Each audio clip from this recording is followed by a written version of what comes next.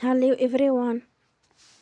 Today we talk about how to fix the app of Rosetta's son. We will go to settings. Then we click on apps. After that we will search the app Rosetta's son. And you will click. Then you will on for stop. After that you will go to storage. Then we click on clear cache.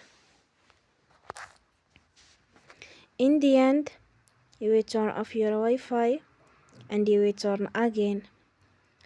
Don't forget to support us by like and subscribe. See you next time and thank you for watching.